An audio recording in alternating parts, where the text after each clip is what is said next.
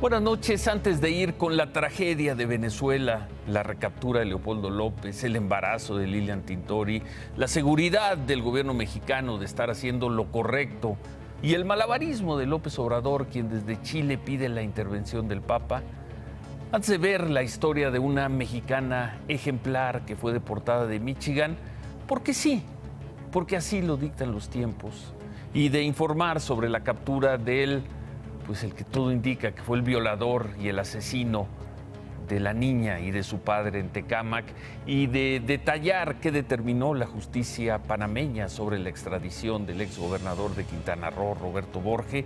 Antes de todo eso, no está por demás subrayar lo elástica que es la moral de los analistas políticos mexicanos y de las autoridades y los políticos mexicanos. Siempre están prestos a denunciar casos de abuso, de machismo, pero no han puesto reparo a la hora de participar en la exhibición, que en realidad es un linchamiento, de la señora Xóchitl III. Pero pues, seguramente encogerán los hombros y dirán, ni modo, es la amante, es la puta de Javier Duarte. No hubo pudor de la autoridad al afirmar que un testigo clave, así, un testigo clave, la señaló como la amante del monstruoso Duarte. No ha habido pudor a la hora de filtrar la biografía de Xóchitl. No hay pudor en los medios a la hora de llamarla la viuda alegre. Los medios devenidos en lo más carroñero, de la más carroñera de las redes sociales posible. Que le mataron a un esposo, que se acostaba con el supuesto asesino del esposo, que se acostaba con Duarte, que se acostaba con un tigre del norte. Vengan, vengan, hay entrada libre a la vida privada de la señora Terés, la María Magdalena del puerto de Veracruz, que no merece otra cosa que ser lapidada. La autoridad pudo limitarse, pero prefirió ensuciar. Que quede eso en el registro. Por alguna razón había que despedazar a Xóchitl III. Despedazarla quizá para terminar de despedazar la relación de Duarte con su esposa Karime Macías. ¿Es esta la nueva justicia mexicana? ¿Todo se vale en la cruzada contra la corrupción? ¿Todo? Qué miserable ofensiva contra una mujer. Y ante esta exhibición o este linchamiento, las buenas conciencias, las mentes progresistas, los liberales, ¿aplauden o consienten con su silencio? Silencio cómplice, como tanto les gusta decir. Así fue detenida Xóchitl III por autoridades de la Fiscalía de Veracruz, mientras vacacionaba en Puerto Vallarta. Y así fue exhibida en un boletín de la Fiscalía, con el mismo traje de playa que mostraba en sus redes sociales el día de su detención. Esto ocurre a una semana de que Xóchitl III fue señalada por la PGR como amante de Javier Duarte, según un testimonio por escrito presentado en la audiencia contra el exgobernador. Un testimonio que asegura que Xóchitl recibió una camioneta de lujo y un departamento por parte de Duarte. Un testimonio sin ninguna prueba documental que haya sido mostrada hasta el momento por las autoridades. Pero la simple mención de su nombre bastó para que la Fiscalía de Veracruz le embargara 3 casas y un automóvil. En la audiencia se mencionó que el departamento que regaló Javier Duarte a Xóchitl se encontraba en Jalapa. Sin embargo, los inmuebles que fueron asegurados por la Fiscalía de Veracruz se encuentran en Boca del Río. Estos bienes, según la Fiscalía, no están justificados con sus ingresos. Xóchitl fue directora del Instituto de Espacios Educativos del Estado. Según la Fiscalía de Veracruz, durante los 9 meses que estuvo en ese cargo, ganó poco menos de 600,000 pesos. Y ahora se le acusa por enriquecerse con 8 millones de pesos. Xóchitl fue ingresada a la cárcel del Penalito en el puerto de Veracruz.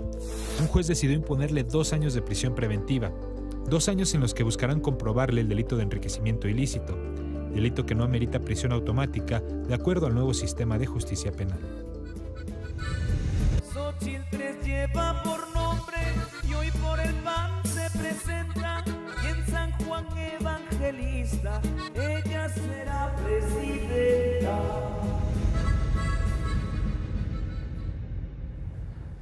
Así que por lo visto todo se vale en la lucha contra la corrupción. Un testigo clave puede acusar así en nuestro nuevo sistema de justicia a una persona a quien ya le congelaron o le quitaron sus propiedades y quien lo más probable es que tenga que pasar 2 años en la cárcel, acusada por un testigo clave. El exgobernador de Quintana Roo, Roberto Borge, rechazó ser extraditado a México. Borge compareció ante el Tribunal Superior de Apelaciones de Panamá, donde se le notificó la solicitud de extradición del gobierno mexicano, que lo requiere ante un juez por un delito federal de lavado de dinero y 3 acusaciones de la Fiscalía de Quintana Roo. La Fiscalía de Panamá solicitó al juez que Roberto Borge permanezca en prisión hasta que se determine su extradición. El tribunal dijo que mañana por la tarde, va a emitir su veredicto. Mañana el tribunal va a decidir si Roberto Borge se puede defender allá en Panamá contra la extradición del gobierno mexicano, fuera de la cárcel o en la cárcel.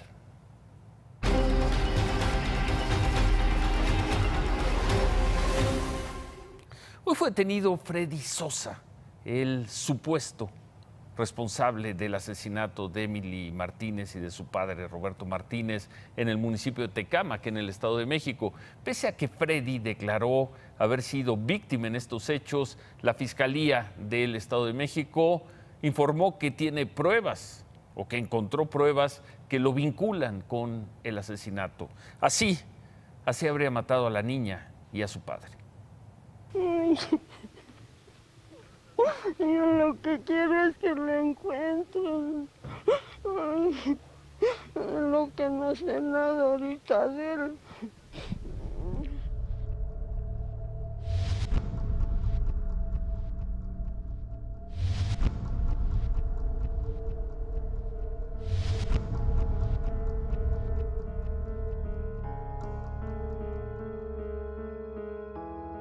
A Freddy no lo pueden culpar porque hasta que aparezca el cuerpo. Y él dijo que vio cuando los mataron, pero aquí no hay más personas. Él fue el que lo hizo. Hoy fue detenido Freddy Sosa, de 33 años, presunto responsable del asesinato de Emily Martínez y Roberto Martínez en el municipio de Tecámac la madrugada del domingo 23 de julio. De acuerdo con la investigación de la Fiscalía del Estado de México, Freddy Sosa, primo político de Emily, es por el momento el único responsable del doble asesinato. Freddy Sosa había confesado previamente a su familia que otros 4 sujetos que él había dejado pasar a la casa eran los responsables. Pero de acuerdo a las primeras investigaciones, Freddy regresó a la vivienda cuando la fiesta había terminado. Fumó crack, según reveló el examen toxicológico que se le practicó. Pretendía robar algunas botellas de alcohol a su tío político, Roberto Martínez, pero él lo descubrió y empezaron a pelear. Freddy lo golpeó con fuerza y después utilizó un cuchillo para asesinarlo. En el forcejeo, Freddy se cortó con el cuchillo y dejó rastros de sangre en el arma. Emily despertó y fue testigo del asesinato, por lo que Freddy decidió matarla también.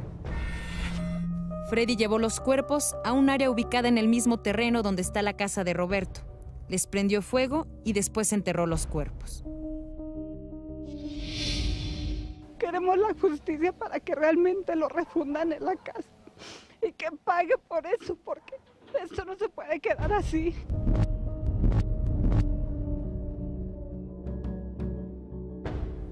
Y también en el Estado de México, 2 supuestos asaltantes murieron en un camión del transporte público, al parecer cuando un pasajero les disparó para repeler, para frustrar un asalto. Esto ocurrió en Periférico Norte, en la colonia Valle Dorado, ya en zona de Tlanepantla. Los testigos aseguran que el pasajero iba armado, aunque los 2 supuestos ladrones fueron llevados al hospital de Lomas Verdes, murieron en el trayecto. La Fiscalía del Estado de México no los había identificado hasta hace unos minutos. Otros 2 supuestos ladrones fueron amarrados y exhibidos por las calles de Guajuapan de León, esto en Oaxaca. Estas 2 personas fueron retenidas después de que, pues al parecer, robaron material de construcción. Un vecino los vio y alertó a los pobladores, quienes incluso tocaron las campanas de la iglesia para llamar a la gente que saliera a detenerlos. La policía municipal intentó detener a estas 2 personas, pero los pobladores solo se los entregaron hasta que terminaron de exhibirlos por las calles. Cambiamos de tema. Andrés Manuel López Obrador, el presidente Morena, está en Chile y esta tarde se reunió con la presidenta de ese país, con Michelle Bachelet, en el Palacio de la Moneda. Mañana va a visitar al presidente de Ecuador, Lenín Moreno, como parte de esta gira por Sudamérica, con el objetivo, según ha dicho, de difundir la plataforma de Morena. López Obrador estuvo acompañado por el coordinador de su proyecto de nación, Alfonso Romo, y por su vocero, César Yáñez. Al salir de la reunión con Bachelet, López Obrador habló sobre la situación en Venezuela. Espero que se dialogue en Venezuela, que se llegue a un acuerdo pacífico, que no haya violencia, sentar las partes a buscar una solución pacífica y sí, recomendaría respetuosamente que no se desechara la posibilidad de la intermediación del Papa Francisco y de otras personalidades. El Papa, pide López Obrador, es la propuesta, el Papa y otras personas. Esto dijo después de reunirse con Michelle Bachelet.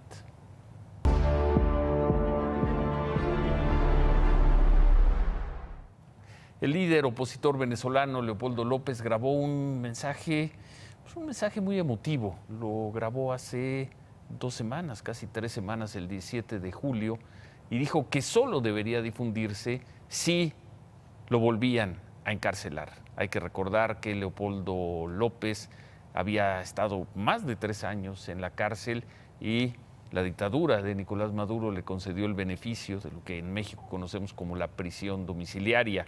Allá en Venezuela la llaman casa por cárcel. Estaba ahí y el 17 de julio grabó ese mensaje. Esta madrugada, Leopoldo López vio cumplida esa profecía. La policía de Venezuela entró a su casa, se lo llevó y esta noche duerme en una cárcel militar. Lo mismo le ocurrió a otro dirigente opositor venezolano, Antonio Ledesma. Estamos claros del riesgo que estamos corriendo como familia. Seguimos en la calle protestando pacíficamente en Venezuela. Mantengo firme mi oposición a este régimen. Vinimos a ver a Leopoldo. Tenemos un mes sin saber nada de él. Ya a lo mejor lo hemos comunicado si este video sale, pero aquí hay otra razón más para luchar por Venezuela, que ha sido una de las mejores noticias que yo he recibido, o la mejor.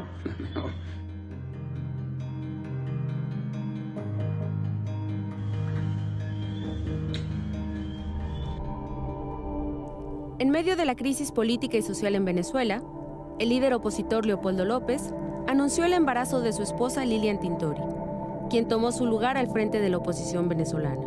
Lilian tiene 16 semanas de embarazo, pero todo apunta a que Leopoldo López no estará con ellos para el día en que nazca su tercer hijo.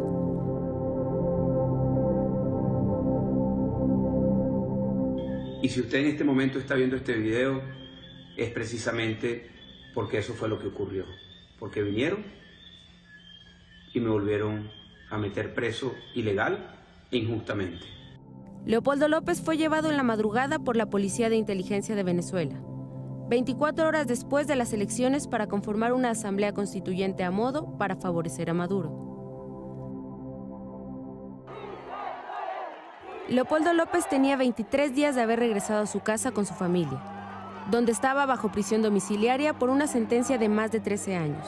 Él y Lilian Tintori sabían que bajo el gobierno de Nicolás Maduro, en cualquier momento podría volver a prisión, como ocurrió esta madrugada.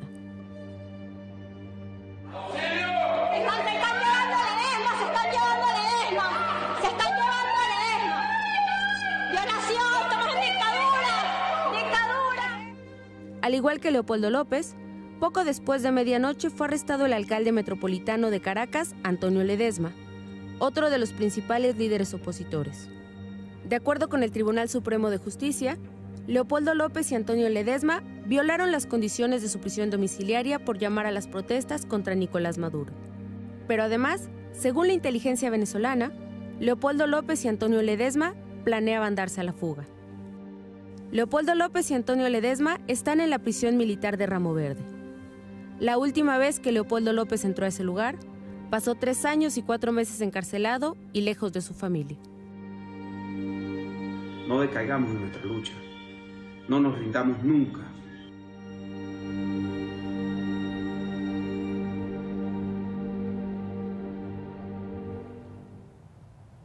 La desgracia de Venezuela y también la tragedia de Venezuela.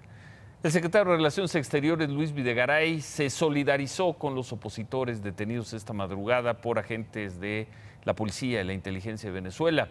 En su cuenta de Twitter, Videgaray escribió: el reencarcelamiento de Leopoldo López y de Antonio Ledesma es un lamentable retroceso en la búsqueda de la paz y la reconciliación en Venezuela. Estados Unidos, el gobierno de Estados Unidos condenó también las detenciones de Leopoldo López y Antonio Ledesma. A través de un comunicado, el presidente Trump responsabilizó a Nicolás Maduro por la salud de estos dos líderes de la oposición. Trump le exigió a Maduro la liberación inmediata, no solo de estas dos personas, sino de todos los presos políticos en Venezuela.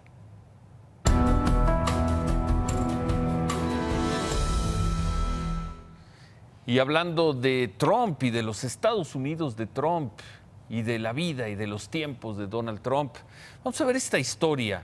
Hoy fue deportada a México desde Detroit, en el estado de Michigan, en el norte, centro de Estados Unidos, la señora Lourdes Salazar. Ella es una migrante mexicana que luchó desde hace 7 años para evitar que la deportaran y con esto la separaran de su familia. Hoy esta ciudadana ejemplar, que no tenía nada en su contra, con 20 años de vivir en Estados Unidos, tuvo que regresar a México, desde luego, en contra de su voluntad. Ayúdeme. Necesito, por favor, que mi voz llegue a donde tenga que llegar, pero no me pueden deportar, no soy criminal. Hubiera querido que me hubieran dado la oportunidad de seguir en Estados Unidos. Quisiera tener el poder de decirles: hijos, esta es su casa, todo va a estar bien, aquí van a estar. Una larga batalla para evitar su deportación terminó hoy. Lourdes Salazar llegó a la Ciudad de México procedente de Detroit, donde como ciudadana ejemplar logró el apoyo de organizaciones civiles, iglesias, la Cancillería mexicana, incluso del gobierno de Michigan. En 20 años de vivir en Estados Unidos, solo se dedicó a trabajar. No cometió ningún delito. Desde el 2010, atiende puntualmente sus citas migratorias. Nunca se escondió de las autoridades. Pero la aplicación de las leyes migratorias en la administración Trump pudo más que una vida ejemplar. No están aplicando lo mismo que dijo en su momento el presidente Trump, que no iban a dividir familias. Ellos aplican el criterio de leyes, legal. Si cometieron una violación, tiene que ser deportado. Y si no, están aplicando el criterio humanista, el criterio de una gente que contribuye a su sociedad y el criterio de una familia que está sin representar un riesgo para la sociedad. Los 3 hijos de Lourdes son ciudadanos norteamericanos, estudiantes. La mayor, becada por la Universidad de Michigan. Ellos decidieron acompañar a su madre en su deportación y encontrarse con su padre, a quien no veían desde hace 7 años. En el 2010 vino migración a mi casa y me preguntó por mi nombre. Dijo: Lourdes Salazar. Le dije: sí, soy Lourdes Salazar.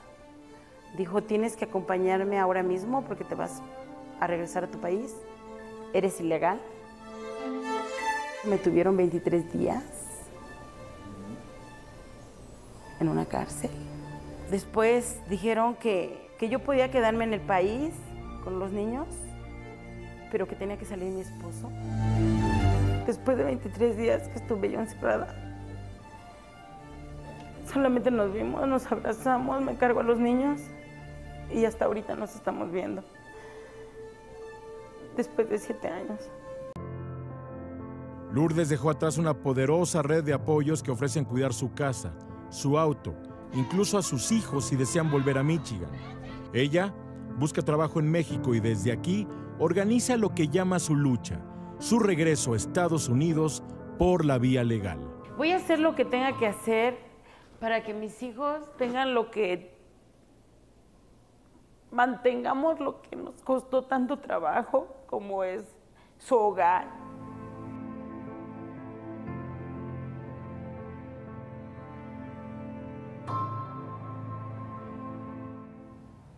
Con esta historia comienza agosto del 2007, el agosto en el que los gobiernos de México, Estados Unidos y el de Canadá van a renegociar el futuro comercial de los tres países, con la historia de la señora Lourdes Salazar. Por cierto, hablando de historias, el cantante muy famoso Lupillo Rivera golpeó a un ciudadano estadounidense en un casino de California. No se dieron detalles en qué ciudad fue. El hombre comenzó, según esto, a insultar a Lupillo Rivera y según esto el cantante se defendió. Los hechos ocurrieron el fin de semana y Lupillo explicó en su cuenta de Twitter que, aunque está en problemas, hizo lo que tenía que hacer. Lupillo Rivera publicó también el mensaje "Gringo al suelo", para que la próxima midan sus palabras. Aquí las imágenes. All right, call that motherfucker again. I didn't say that. All right, then. Watch your fucking mouth. Got my ticket? Watch your fucking mouth with me, motherfucker. En el primer semestre del año, el envío de remesas de Estados Unidos a México alcanzó la cifra más alta desde que se tiene registro. El Banco de México informó que las remesas sumaron casi 14,000 millones de dólares, lo que significó un 6% más que en el mismo periodo de 2016. En promedio, cada mexicano transfirió $305 a México y el estado que más dinero recibió producto de las remesas fue Michoacán.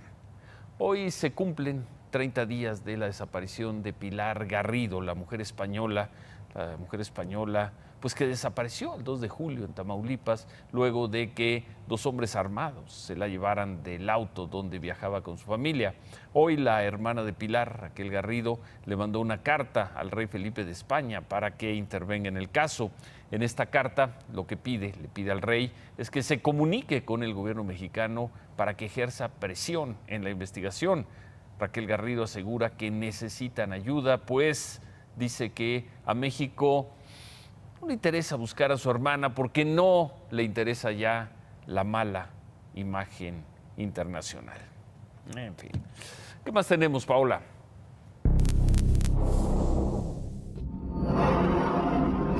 El padre Miguel Ángel Machorro fue trasladado de emergencia a la Ciudad de México desde el Hospital General de Tehuacán, Puebla. El helicóptero perteneciente al gobierno de Puebla permitió el traslado del sacerdote al Instituto Nacional de Ciencias Médicas y Nutrición Salvador Subirán. El padre Machorro se encuentra delicado debido a un problema intestinal, lo que provocó la inflamación del cuerpo y presión baja, además de tener problemas de riñón después de ser apuñalado el 15 de mayo en la Catedral Metropolitana de México. Ahora se encuentra estable de salud.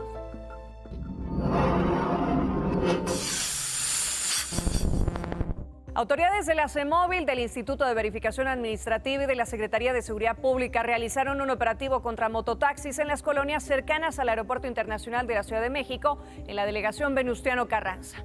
En total, 26 mototaxis fueron trasladados al corralón por no tener permiso, licencia o casco, o porque el vehículo estaba relacionado con alguna indagatoria. La policía presentó ante el juzgado cívico a 3 personas por oponerse a este operativo.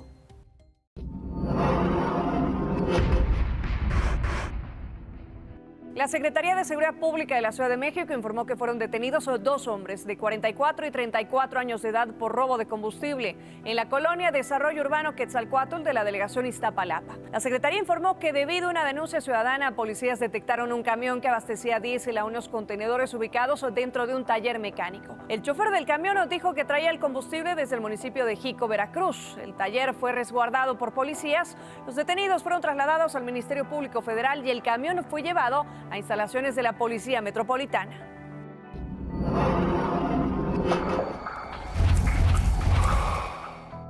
La Suprema Corte de Justicia de la Nación avaló los matrimonios entre personas del mismo sexo en el estado de Puebla.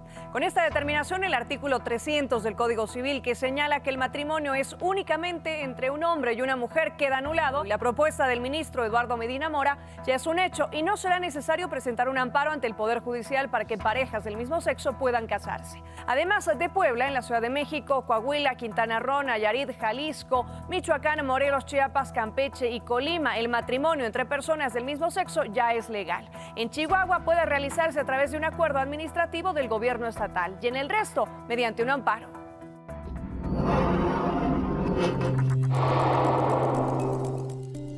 Hoy se dio a conocer a los ganadores del concurso de emojis para la Ciudad de México. El primer lugar lo ganó Itzel Oropesa Castillo, quien creó emojis que muestran un ajolote en diferentes facetas, como mariachi disfrazado de luchador, tomando tequila o como Catrina, entre otros. Este paquete de emojis será uno de los 8 que estarán a disposición del público de manera gratuita en las tiendas de Google Play y también de Apple. El concurso estuvo a cargo de la Agencia de Gestión Urbana y tenía como objetivo mostrar la vida cotidiana en la Ciudad de México y los elementos representativos para un capitalino. Permiso, Ciro. Gracias, Paola. Estamos recibiendo una buena cantidad de comentarios, de mensajes, de correos por lo que dije al inicio del programa sobre la señora Xóchitl 3. Nos dicen que por qué, nos preguntan que por qué tanta indignación. No es indignación, pero ¿cuánta doble moral hay en esto de la lucha contra la corrupción? Y nadie ha tenido desdoro ninguno en ir contra una mujer y finalmente se le juzgue. Si hizo algo, que se le juzgue, y si hizo algo grave, que se le meta a la cárcel. Eso no es lo que está en discusión. Pero ¿por qué había que exhibirla así como la amante? Leo con su autorización el mensaje de una mujer que fue presidenta de la Cámara de Diputados de este país, que fue una figura importante, que gobernó en este país, que ha tenido cargos importantes y que ha sufrido en carne propia la violencia machista. Leo el mensaje de Ruth Zabaleta, dice: qué bueno que estás diciendo esto. Hay una doble moral. No pudieron con la esposa y ahora la paga la amante. La verdad, qué poca madre. Quaker State, tu copiloto te acompaña. Ciro, amigos, ¿cómo están? Vamos con la información deportiva. Una jornada número 1 buena en cuanto a los temas arbitrales. En la 2 la cosa se complicó. Jesús Martínez, el dueño del Pachuca, bajó a los vestidores. Dijo que a felicitar al arbitraje le abrieron la puerta y esto desde luego pues merece una sanción económica. Jesús Martínez siempre ha sumado en torno a las decisiones arbitrales, en torno a la propia federación. Seguramente esto quedará como un buen precedente para este torneo. Independientemente de la intención, no hay que bajar para que no ocurran malas interpretaciones. La sanción económica no ha sido determinada. Bueno, vamos ahora con el refuerzo del América. Se llama Mateus Uribe, es colombiano, 26 años de edad. El América habría pagado $5 millones por él. Es un volante que tiene en 47 partidos, 8 goles. La pregunta ha sido, ¿funcionará? Yo creo que en este plantel en particular con Miguel Herrera sí se le van a dar las cosas porque hay suficiente estructura, hay ya una tendencia positiva. Es un jugador que pues tiene buen reconocimiento en Colombia. Habrá que verlo, tiene un problema con el visado y llegará hasta dentro de un par de días para integrarse al equipo americanista que se vio bastante bien en Pachuca. ¿Y los refuerzos del Cruz Azul? Bueno, los refuerzos del Cruz Azul debería de haber más. Martín Rodríguez, chileno, lesionado. Julián Velázquez, argentino, lesionado. Y la realidad es que me parece que falta un central técnico con buena salida, pero por lo pronto Cruz Azul tiene 2 partidos jugados, no ha perdido, es el mejor inicio en muchos torneos. Y mañana es una prueba de fuego contra los Tigres en la Copa. Veremos qué pasa. Mira la que falló el Chícharo, el West Ham, finalmente realiza su penúltimo partido de preparación. Un juego, desde luego, de no mucha importancia porque es contra un equipo de la 5ª división de Alemania. El Chícharo con el West Ham se quita al arquero, pero después no tiene la potencia suficiente, no se pudo estrenar. Se quita a Du Pérez, el portero, pero no hay suficiente fuerza y aparece un defensor. Este viernes van a disputar su último duelo de preparación frente al Manchester City en Islandia. Vamos con la actividad de la Copa. Esta misma noche, algunos resultados que se están dando. El Necaxa fue a visitar a Mineros y aquí están los goles. Miguel Ponce al minuto 44 adelanta al Necaxa. Después Roberto Nurce consigue la igualada para los mineros y al 78 Pablo Velázquez hace el 2-1, juegos que están a punto de terminar. Vamos ahora con Tijuana y el Puebla. Al minuto 6, allá en la frontera, con esta anotación de Paul Arriola, está venciendo el equipo de la frontera a los poblanos. Y finalmente, Cimarrones está cayendo en casa ante el Pachuca. Al minuto 59, el argentino Cano consigue la anotación. Otros resultados definitivos ya. Está goleando el Toluca, terminó 3-0 a Dorados y los Pumas empataron a 1 con el Celaya. Así que los deportes, Ciro, esta noche. Pero antes, nuestros gallos. Los gallos, la verdad es que empezaron muy bien. Le ganaron al América en la cancha del Estadio Azteca y luego fue una presentación en casa desastrosa contra Lobos BUAP. ¿Qué viene ahí? ¿Qué va a pasar ahí? Bueno, pues la verdad es que hay que serenarse un poco con el tema de los refuerzos porque esta presentación en casa fue caótica auténticamente, Ciro. Vamos a ver qué pasa. Gracias. Quaker State, tu copiloto, te acompaña. Vamos a hacer una pausa y al regresar, pues las cosas quedan muy claras en Venezuela. Unos apoyan a la oposición, otros piden que el Papa intervenga. Y también al regresar seguiremos con el conteo de cuánto falta para que el socavón, el paso sea tapado, el socavón en el Paso Express de Cuernavaca. Nos dijeron 10 semanas, eso fue lo que nos dijeron, 10 semanas, ya están corriendo. Volvemos.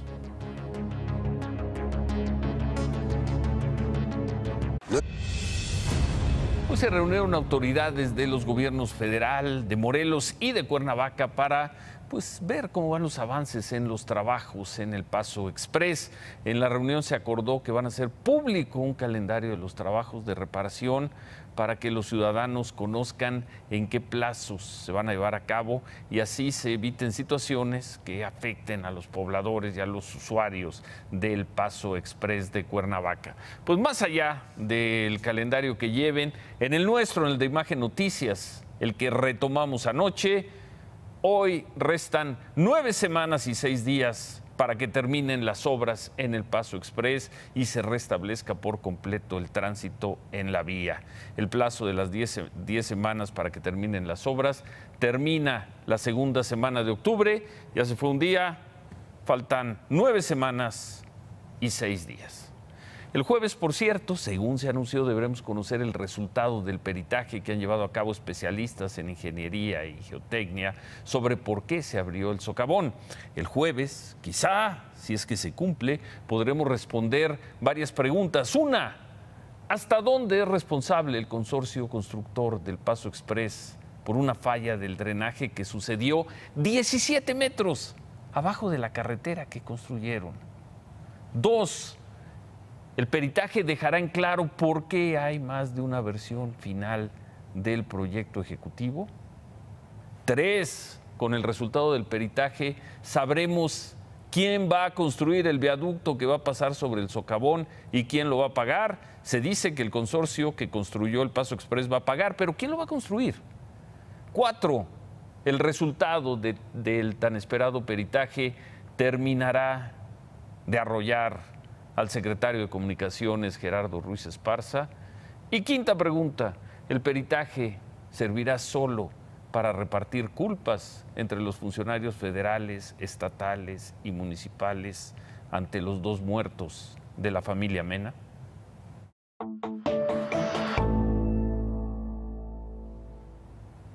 Hace unos momentos terminó una mesa que llamó mucho la atención, fue sobre gobiernos de coalición. La convocó un grupo del PRD que se llama Los Galileos y estuvieron Manlio Fabio Beltrones, Miguel Ángel Mancera y Gustavo Madero. Ivonne, ¿qué pasó en esta reunión con esos personajazos? Buenas noches. Buenas noches, Ciro. Consenso entre los 3 de que el sistema político mexicano está agotado y hay que ir a un gobierno de coalición, pero también sorpresas. Manlio Fabio Beltrones dijo que podía dejar en un segundo plano sus ambiciones personales para trabajar por un gobierno de coalición.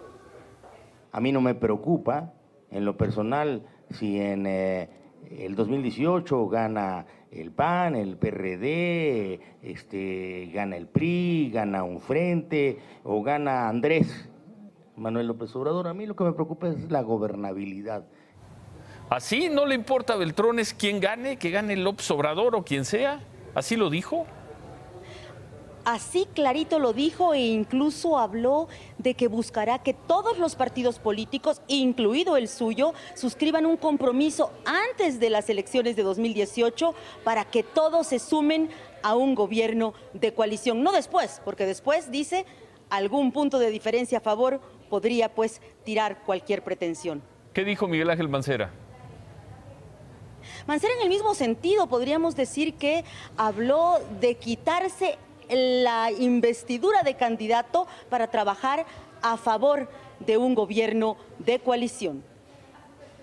No sé si el licenciado Manlio Fabio Beltrones nos va a decir si él quiere ser candidato presidencial, ¿no?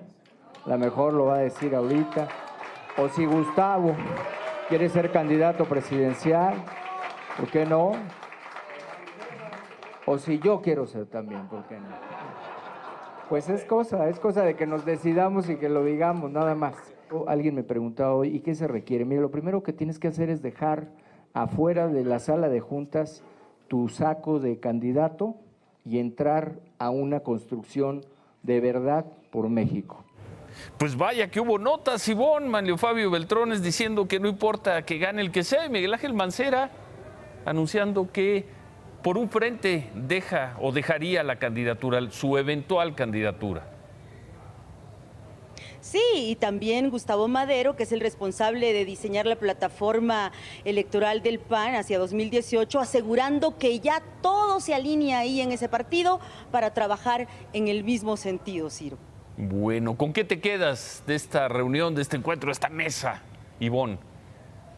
Pues yo creo, por las palabras de Beltrones, que el tema se va a llevar a la próxima Asamblea Nacional del PRI. Hay un documento que hoy los diputados que él coordinó en la legislatura pasada han enviado a ese partido para abonar en la idea de la necesidad de gobiernos de coalición. Dice aquí Beltrones, y en el documento, que la experiencia política es, Ciro, lo único que no puede jubilarse. Gracias, Ivonne. Buenas noches. Hacemos una pausa, termina el día y las cosas quedan muy claras. Algunos están en la cárcel, otros, como el gobierno mexicano, se pone del lado de la oposición, y otros, como López Obrador, dejan el asunto o piden que el asunto quede en manos del Papa. Volvemos. Termina el día y las cosas quedan muy claras. Leopoldo López está de nuevo en la cárcel. Maduro se sigue celebrando a sí mismo. Videgaray se pone decididamente del lado de Leopoldo López y de la lucha opositora venezolana. Lilian Tintori está embarazada, un embarazo que es una metáfora pavorosa, terrible, asombrosa, sorprendente y también esperanzadora. Y López Obrador pide que intervenga el Papa, así que el Papa arregle semejante desgracia, semejante tragedia. El Papa, sí, el Papa. Se quedan con ¿Qué importa? Gracias, buenas noches, ánimo. Imagen Noticias con Ciro Gómez Leiva, lunes a viernes 10:30 p.m. Participa en Imagen Televisión.